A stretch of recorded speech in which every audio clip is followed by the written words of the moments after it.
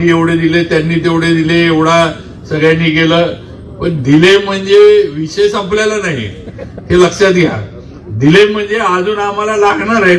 तेव्हा तुमचा आम्ही उल्लेख केला किंवा तुम्ही दिलेले आहे. त्यामुळं भाऊ काय आता आलंय, आता प्रियाताई आपल्याला काही अध्यक्ष म्हणून सुट्टी नाही, एवढं लक्षात ठेवा. तुमचं कोरेगावचा पण पैसा इकडं आणण्याचा प्रयत्न भाऊ करतील तुमच्या मागं लागून. आता ते तुम्ही आता अध्यक्ष आहे, तुम्ही आता जिल्हा परिषदचे सदस्य सांभाळायचे, तेव्हा आता ती जबाबदारी तुमच्यावर आहे, आमच्यावर नाही. एवढंच सांगतो, काही लोकांना असं वाटतंय पुनर्रचना होणार, बाबा जावळीतनं बाहेर जाणार आहेत, त्यामुळे काही लोक जोशी साहेब इकडं तिकडं जरा आता फिरायला लागलीत. आमचं काही म्हणणं नाही फिरण्याबद्दल. रस्ते आम्हीच केलेले आहेत, आम्हीच बनवलेल्या गुळगुळीत रस्त्यावर नाही आम्ही आमची मापं काढत फिरतात. फिरू दे, हरकत नाही.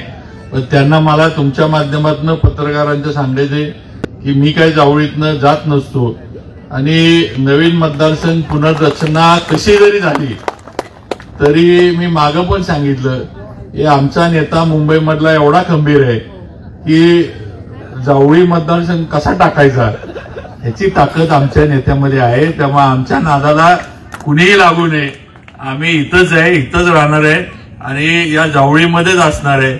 आज तर मला राज्य करता येत नव्हतं असं छत्रपती शिवाजी महाराज. जावळी का पाहिजे, स्वराज्यामध्ये जावळी का पाहिजे, तर जावळी विना राज्य करता येणं शक्य नव्हतं. असा पूर्ण एक अख्ख्या पानाचा लेख आपण वाचा. मी सकाळी एवढं जावळीचं इतिहासातलं महत्व आहे. आणि त्यामुळं असे काही आता पूर्वी चंद्रराव मोरे होते तसे काही फिरतात इकडं तिकडं, असू दे. पण त्यांना कधी काय करायचं, कुठलं औषध लावायचं ते भाऊंकडं, सगळे औषधं भाऊंकडं तयार आहेत. आता सध्या काही गरज नाही औषधं लावायची, पण आम्ही लावू थोड्या दिवसात, तर त्यांना पण औषधं काय लावायची ती.